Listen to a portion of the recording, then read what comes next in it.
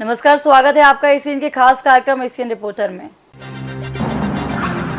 मध्य प्रदेश में आज आयकर विभाग ने बड़ी कार्रवाई करते हुए भोपाल, इंदौर सहित कई जगहों पर छापेमारी कार्रवाई की है।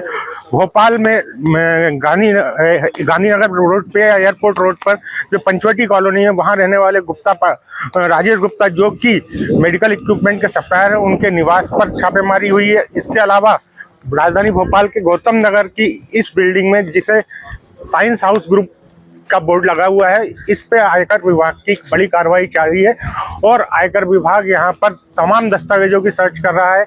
आयकर विभाग के पास इनपुट था कि इनके द्वारा मेडिकल इक्विपमेंट सप्लाई के साथ साथ कुछ उसमें गड़बड़ियाँ करी गई हैं। इसके अलावा टैक्स की भारी चोरी जो है इनके द्वारा की गई है और इस पूरे मामले में आज सुबह 6 बजे से कार्रवाई शुरू हो गई थी और आयकर की अलग अलग टीमें अलग अलग जगह पर जाकर के छापेमारी कार्रवाई कर रही हैं और इसमें काफ़ी संख्या में दस्तावेज जब्त करने जाने की बात कही जा रही है।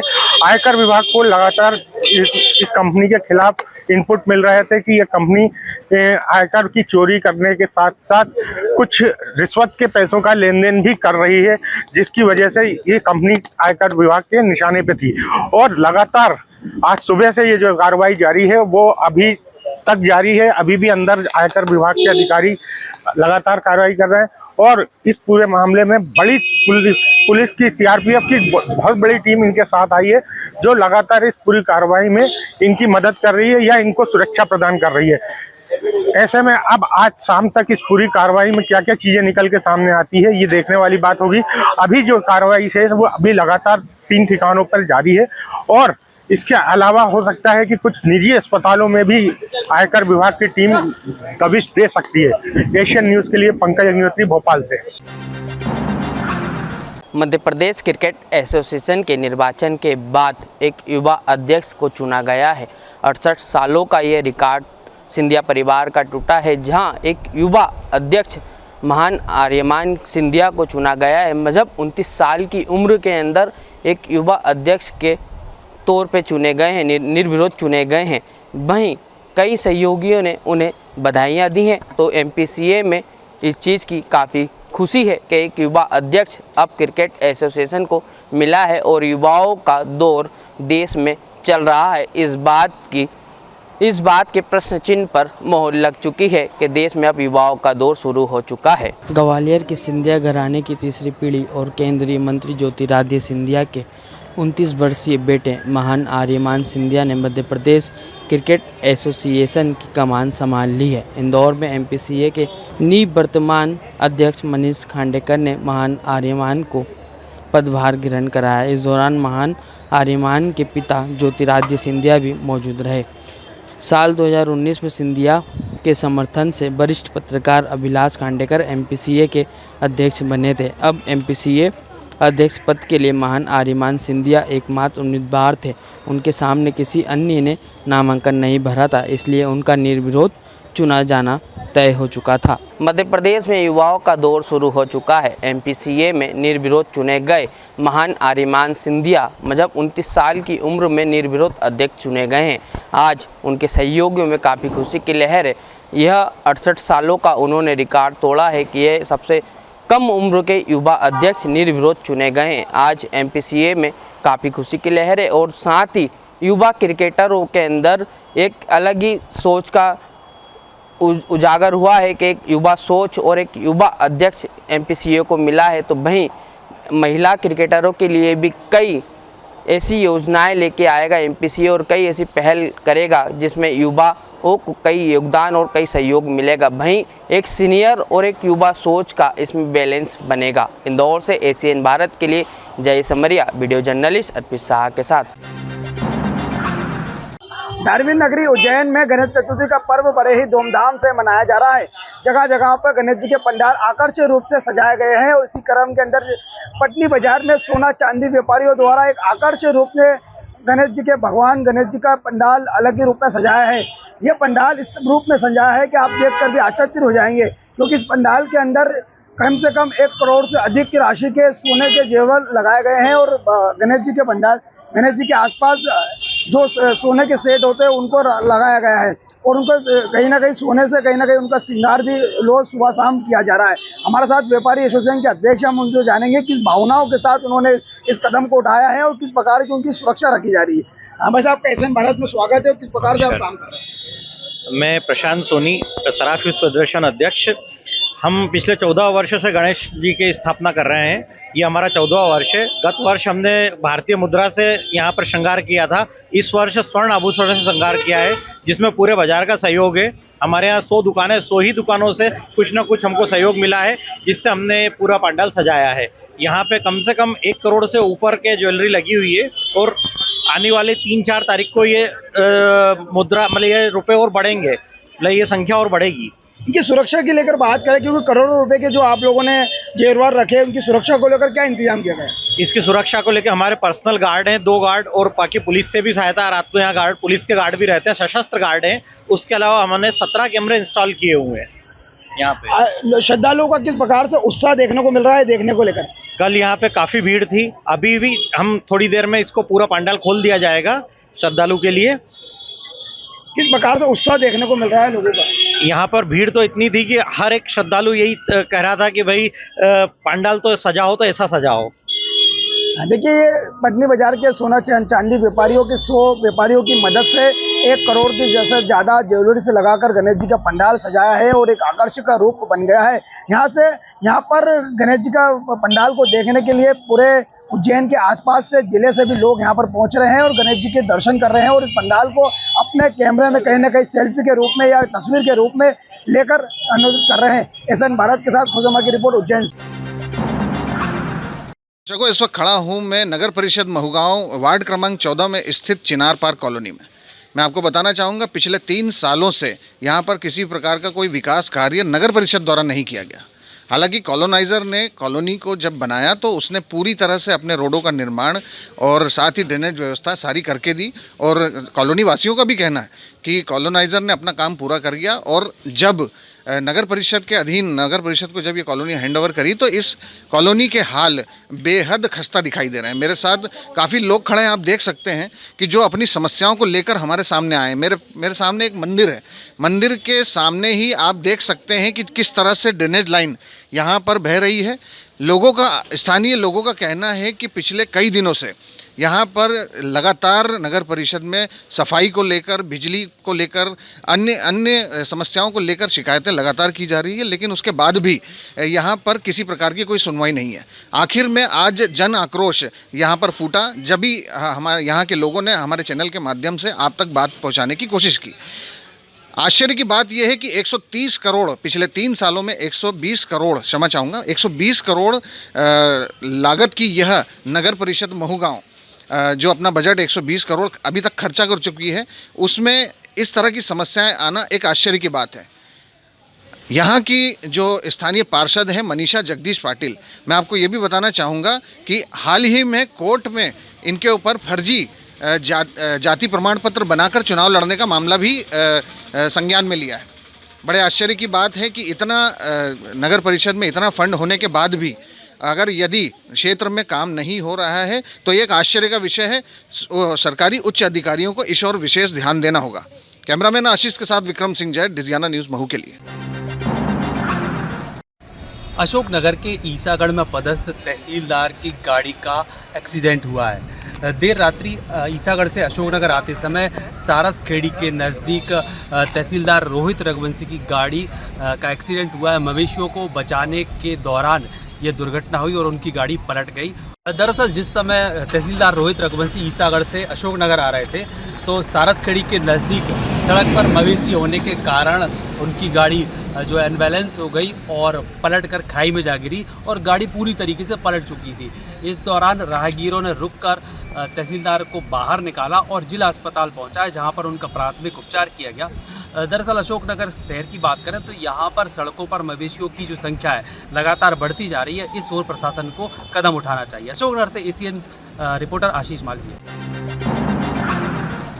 नमस्कार, आप देख रहे हैं एशियन भारत न्यूज़ चैनल और मैं आपके साथ वीरेंद्र श्रीवास। इस वक्त हम सरेखा रेलवे ओवरब्रिज के ऊपर खड़े हैं, जहां पर आप देख सकते हैं कि यह ओवरब्रिज बनकर तैयार हो चुका है, जिसमें आज आम जनताओं के लिए, आवागमन के लिए इसे खोला जा रहा है, जिसके खोले जाने पर हरी झंडी दिखाने के लिए बालाघाट जिले के वरिष्ठ नेता सहित सांसद, विधायक, जिला पंचायत अध्यक्ष सहित जनप्रतिनिधि यहाँ पर उपस्थित हो रहे हैं। आपको बता दें कि बालाघाट सरेखा रेलवे ओवरब्रिज अंग्रेजी के वाई आकार में बना है, जिसका अभी वर्तमान में 90% कार्य पूर्ण हो चुका है, जिसका आज वर्तमान में इसे खोल दिया जा रहा है। इस ब्रिज के नीचे दोनों ओर से सर्विस रोड निर्माण किया गया। इस रेलवे ओवरब्रिज की लागत लगभग 70 करोड़ 85 लाख रुपए है, जिसके निर्माण के लिए 5 सितंबर 2022 को तत्कालीन मुख्यमंत्री शिवराज सिंह चौहान द्वारा भूमि पूजन किया गया था।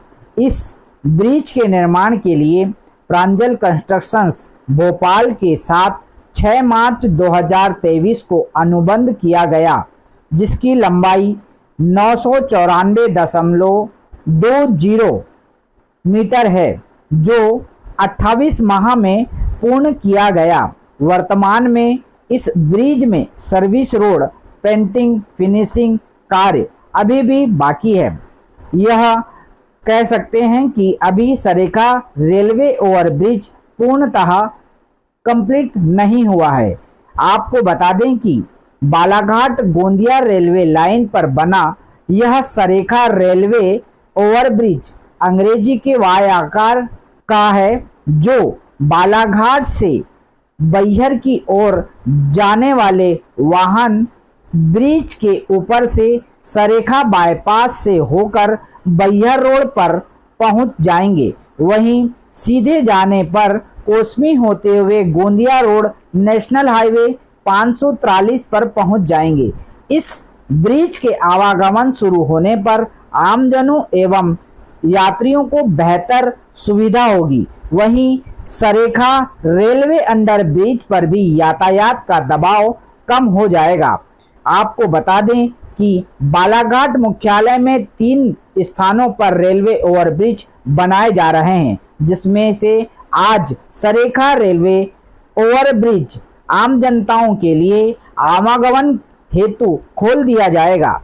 इस रेलवे ओवरब्रिज बालाघाट जिले के विकास को नई गति प्रदान करेगा, जहां लोगों को रेलवे फाटक के बंद होने की झुंझलाहट और फाटक के खुलने का इंतजार करने से निजात मिल जाएगा, जिससे यात्रियों के समय की बचत होगी और उन्हें अपने सफर में किसी व्यवधान का सामना नहीं करना पड़ेगा।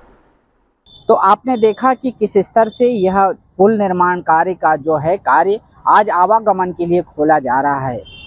मैं बालाघाट से Virendra Shrivas, Asian Bharat news channel के लिए। छतरपुर जिले में लगातार PIU के द्वारा जो पाइपलाइन और सीवर लाइन डाली जा रही है, उसमें आप मेरे साथ देख सकते हैं कि ये दुर्दशा इसकी देख सकते हैं कि ये चौराहा है यहाँ पर, लेकिन लगातार वाहन निकलने के बावजूद भी पाइपलाइन तो डाली गई है, लेकिन पाइपलाइन डालने के बाद ना ही सीसी डाला गया है, ना मरम्मत की गई है। और आप देखिए इधर, ये किसी भी समय कैसे भी हादसा हो सकता है, जिसको न जिम्मेदारों का ऐसा कोई ध्यान है और ना ही इनके द्वारा कुछ ऐसी व्यवस्थाएं की गई है, ना सीसी डाला गया है। आगे देखते रहिए, हम आपको खबर में दिखाते हैं। देखिए मेरे साथ कुछ राहगीर हैं, हम उनसे आपको अवगत कराना चाहेंगे। भैया क्या नाम आपका? राम कृपाल सैन। क्या परेशानी हो रही है? नल भी नहीं आ रहा है और ये रास्ते में पूरे रास्ते कटा डला है, चाहे जो कोई ना जो कोई गिरता है, बच्चे अलग गिरते हैं, स्कूल जाने वाले बच्चे अलग। जब से ये पाइपलाइन डली है उसके बाद उनके द्वारा इसी का निर्माण बिल्कुल भी नहीं कर रहे हैं। इधर तो उन्होंने कुछ किया ही नहीं, खोद के डाल गए, वो गड्ढे पूरे में पड़े हैं, चाहे जो कोई गिर पड़ता है। तो मेरे साथ देखिए, हम और आगे रहवासियों से बात करना चाहेंगे, आपको हम अवगत कराते हैं, बात करवाते हैं। क्या नाम बहन जी आपका? ललिता गुप्ता।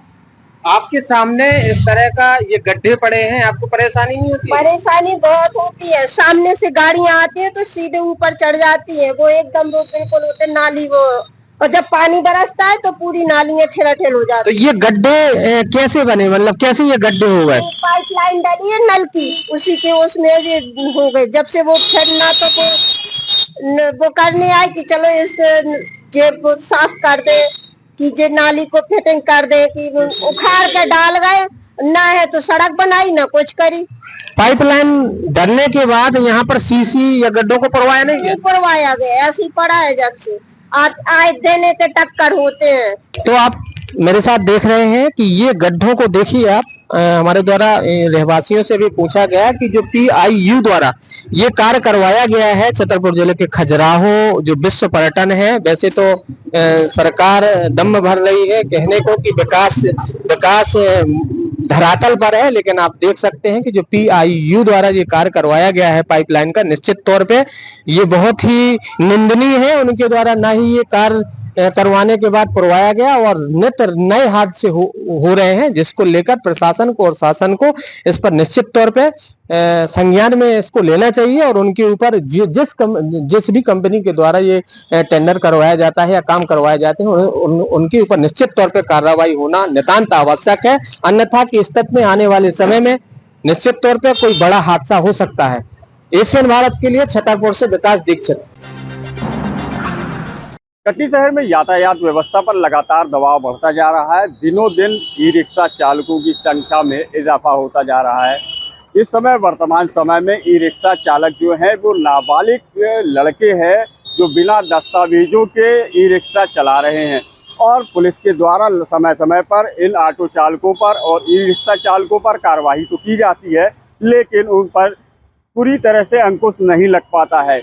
अभी वर्तमान समय में कल एक सोशल मीडिया पे एक ई रिक्शा चालक का वीडियो तेजी से वायरल हो रहा था, जिसमें ई रिक्शा चालक बेतरीके से ऑटो चला रहा था और स्टंट करता नजर आ रहा था। कुछ राहगीरों ने उस स्टंट करने का वीडियो बनाया और सोशल मीडिया पर वायरल कर दिया। इस सोशल मीडिया पर वायरल वीडियो को पुलिस अधीक्षक ने संज्ञान में लेते हुए यातायात प्रभारी राहुल पांडे को निर्देशित किया कि ऑटो चालक की पहचान कर उस पर दंडात्मक कार्रवाई की जाए। राहुल पांडे ने आदेश पाते ही ई रिक्शा चालक की तलाश की और कई CCTV खंगालने के बाद और बड़ी मशक्कत के बाद उस ऑटो चालक तक पुलिस पहुंच पाई और पुलिस ने ऑटो चालक को यातायात थाने बुलाकर और उसके ऊपर चालानी कार्रवाई की और 5,000 का जुर्माना भी लगाया, ताकि और उस ऑटो चालक ने इस बात से का हवाला दिया है कि आगे से इस तरह की गलती नहीं होगी। आइए देखते हैं। इस तरह से देख सकते हैं कि हमारे शहर में यातायात में ई रिक्शा लगातार तेजी से दौड़ रहे हैं और इसमें जो ई रिक्शा चालक है, इसमें बहुत से ई रिक्शा चालक ऐसे हैं जिनके पास कहीं कोई दस्तावेज भी नहीं है और नाबालिग हैं और यातायात नियमों की धज्जियां उड़ाते नजर आते हैं। जैसा कि आप देख सकते हैं कि यहाँ पर जो ई रिक्शा चालक है वो जितनी संख्या होनी चाहिए उससे अधिक सवारी लेकर ई रिक्शा में चला रहे हैं, लेकिन यातायात विभाग के द्वारा समय समय पर कार्रवाई तो की जाती है, लेकिन अभी पूरी तरह अंकुश नहीं लग पाया। अब देखना ये है कि यातायात विभाग यातायात दबाव कम करने के लिए और इन पर अंकुश लगाने के लिए किस तरह से प्रभावी कदम उठाती है। एशियन भारत से सुनील यादव की रिपोर्ट। नेपाल योजना के तहत एक रोड बनाई गई जो महज 20 मिनट की बरसात में ही बह गई। जी हाँ, टूटी हुई सड़क, गड्ढे और कीचड़ भरा रास्ता, यह है नज़ारा आठनेर नगर परिषद वार्ड क्रमांक 13 और 14 का, जहां पर 50 लाख की लागत से एक सड़क बनाई गई और यह महज 20 मिनट की जो बरसात हुई उसमें ध्वस्त हो गई। जब इस मामले को लेकर संबंधित अधिकारियों से बात की गई तो वह भी संतुष्टिजनक जवाब नहीं दे पाए। बैतूल से एशियन भारत, राहुल नागले। नगर परिषद ओंकारेश्वर क्षेत्र के अंतर्गत पुरानी नगर परिषद कार्यालय, मेरे पीछे कर्मचारियों का आवास तथा वार्ड क्रमांक 3 पोस्ट ऑफिस जो कि जर्जर होकर पुराना हो चुका था। तत्कालीन कलेक्टर अनूप कुमार सिंह के निर्देश पर नगर परिषद CMO संजय गीते एवं जनप्रतिनिधियों के प्रयासों से इन जर्जर भवनों को अगले वर्ष तोड़वा दिया गया था ताकि कोई घटना दुर्घटना ना हो। जन भागीदारी योजना के अंतर्गत ओंकारेश्वर नगर परिषद की वित्तीय स्थिति को सुदृढ़ करने के उद्देश्य को लेकर यहाँ शॉपिंग कॉम्प्लेक्स या किसी बैंक या किसी प्रकार का भी यहाँ निर्माण अगर किया जाता है, दुकानों का निर्माण किया जाता है, पुराने भवन दिए जाते हैं या किसी राष्ट्रीयकृत बैंक को किराए से दिया जाता है, पोस्ट ऑफिस को दिया जाता है, तो ये नगर पंचायत को भी आय होगी तथा इस प्रकार घटिया स्तर पे जो जर्जर गंदगी को निमंत्रण दे रहे ये यहाँ पर लोग निवास करते थे उनको यहाँ से हटा दिया गया। इस उद्देश्य को लेकर के यहाँ निर्माण होगा, लेकिन 1 वर्ष होने के बावजूद भी ना यहाँ की नालियों में सुधार हुआ है, ना ही यहाँ के भवनों में सुधार हुआ है। ओंकारेश्वर के ऐसे 3 भवन चूंकि अगले वर्षा ऋतु में जर्जर कर दिए गए थे और जन भागीदारी की यहाँ आवश्यकता है। अगर जिला प्रशासन एवं नगर परिषद से मेरा एशियन भारत के माध्यम से निवेदन करता हूं कि ओंकारेश्वर में जो अगले वर्ष जो भवन जर्जर तोड़े गए थे उनको गुणवत्ता के साथ यहाँ निर्माण किया जाए, जिससे लोगों को रोजगार भी मिलेगा, असुविधा भी नहीं होगी और एक भव्य इमारत बनकर तैयार होगी। ओंकारेश्वर में पार्किंग की भी गंभीर समस्या है, जो कि नीचे पार्किंग बनाई जा सकती है, रेन बसेरा बनाया जा सकता है। आने वाले श्रद्धालुओं के लिए नगर परिषद आय के तमाम सुविधाएं यहाँ कराई जा सकती है। क्योंकि मध्य प्रदेश में भारतीय जनता पार्टी की ऊपर से नीचे तक सरकार है, यहाँ पर भी मनीषा परिहार की परिषद है, लेकिन मैं ये बताना चाहूंगा कि मनीषा परिहार की परिषद चूंकि पूरी तरह से निष्क्रिय है और चूंकि यहाँ के जनप्रतिनिधि सांसद नारायण पटेल, सांसद ज्ञानेश्वर पाटिल, विधायक नारायण पटेल को भी कई बार अवगत कराया गया है, लेकिन कहीं ना कहीं जनप्रतिनिधियों की इच्छा शक्ति मजबूत नहीं होने के कारण इस प्रकार की यहाँ अव्यवस्था पसरी हुई है। एशियन भारत के लिए ओंकारेश्वर से ललित दुबे।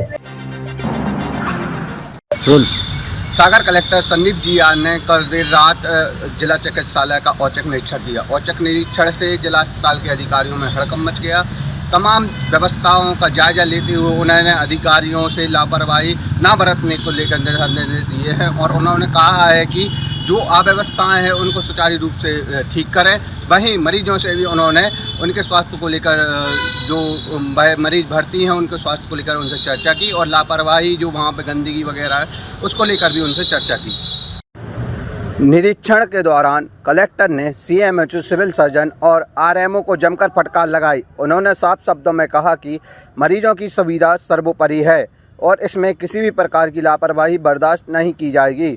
सुरक्षा व्यवस्था और स्वच्छता पर विशेष ध्यान देने के निर्देश दिए गए। कलेक्टर ने रात के समय अस्पताल में सुरक्षा को और मजबूत करने के निर्देश दिए हैं। साथ ही पार्किंग व्यवस्था को सुव्यवस्थित करने और मरीजों व परिजनों को किसी भी प्रकार की असुविधा ना हो इस पर खास ध्यान देने को कहा है। उन्होंने अस्पताल प्रबंधन को नियमित मॉनिटरिंग और समय समय पर व्यवस्था की समीक्षा करने की भी हिदायत दी है। निरीक्षण के दौरान कलेक्टर ने प्रसव कक्ष का भी निरीक्षण किया। वहां की स्थिति देखकर उन्होंने स्वयं के खर्च पर एसी लगवाने की बात कही। उन्होंने कहा कि प्रसूता महिलाओं और नवजातों को बेहतर सुविधा मिलनी चाहिए। औचक निरीक्षण से अस्पताल प्रशासन में खलबली मच गई और अधिकारी तुरंत सक्रिय हो उठे। कलेक्टर के इस निरीक्षण से जो लापरवाही थी वह उजागर हुई है, जिसके चलते सीएमएचओ और आरएमओ को कलेक्टर ने जमकर फटकार लगाई।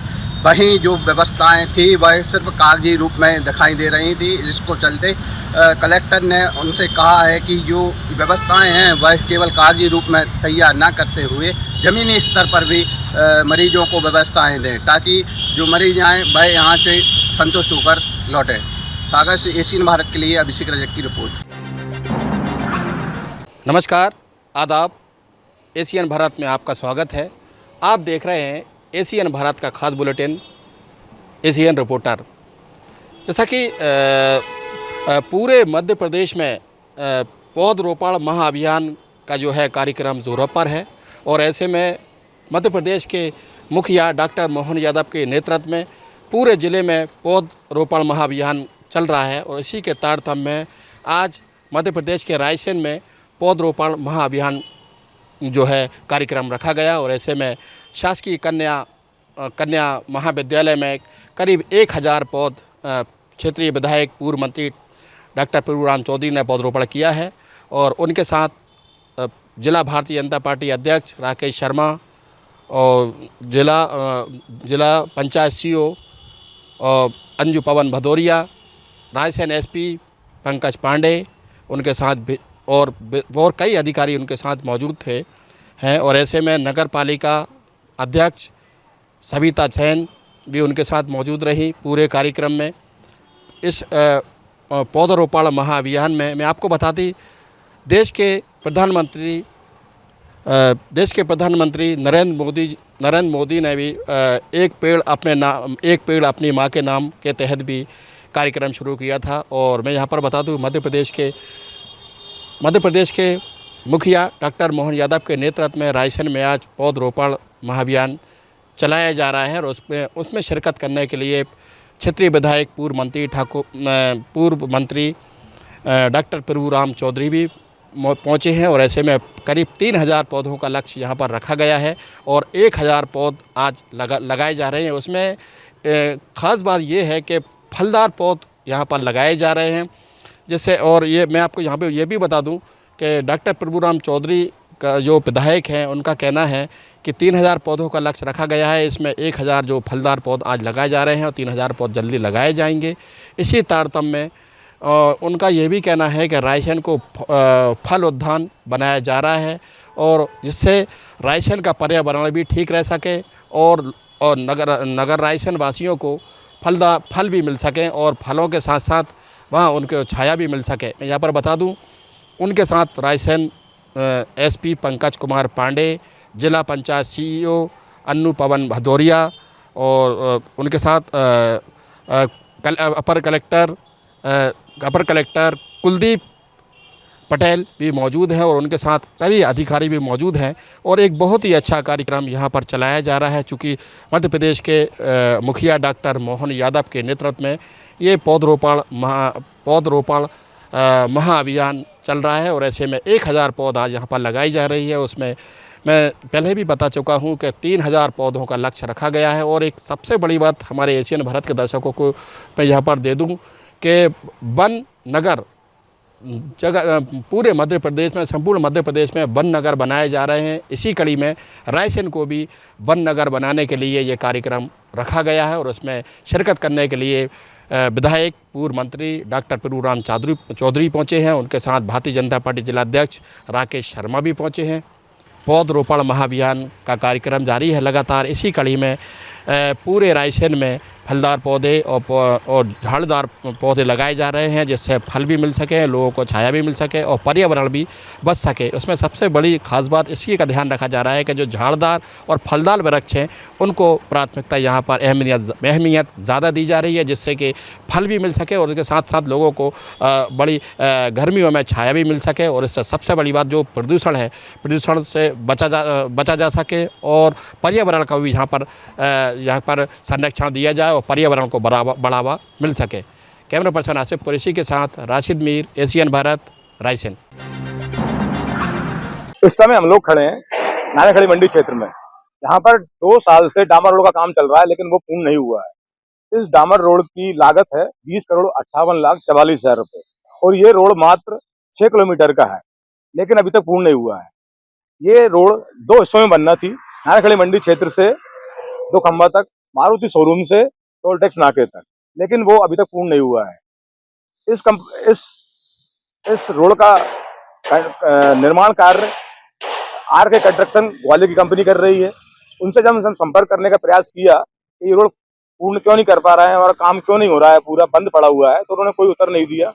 इसी मामले को लेकर हमने यहाँ के सब डिवीजन के इंजीनियर कोमल उइके से बात की, तो उन्होंने भी कोई संतुष्टिपूर्ण उत्तर नहीं दिया है और बात को टाल दिया है। शासन की गाइडलाइन के अनुसार 12 माह में ये कंप्लीट होना था, पर 20 माह के बाद भी स्थिति जस की तस है। रोड निर्माण तय सीमा से ऊपर हो गया है। इसकी पेनाल्टी संबंधित कंपनी को पर लगना चाहिए, पर पीडब्ल्यूडी के अधिकारी आंख बंद कर लोगों को हो रही परेशानी में आनंद तलाश रहे हैं। ये 6.42 किलोमीटर की डामर रोड 20,58,44,000 रुपये में कंप्लीट होना थी, डामर रोड में कितना घटिया सामग्री का इस्तेमाल हुआ है, इस बात की पुष्टि तस्वीरों में साफ नजर आ सकती है। इस रोड को लेकर स्थानीय विधायक पन्नालाल जी साग ने भी कई बार आपत्ति की, कई बार प्रश्न उठाए, लेकिन प्रशासन ने ध्यान नहीं दिया है। इस रोड पर कई गांवों का आना जाना है और इसके बाद भी प्रशासन का ध्यान इस ओर नहीं जा रहा है कि इस रोड को कंप्लीट किया जाए। एसीएन भारत के लिए सुनील शर्मा, गुना। फिलहाल के लिए एशियन रिपोर्टर में इतना ही। देखते रहे एशियन भारत। नमस्कार।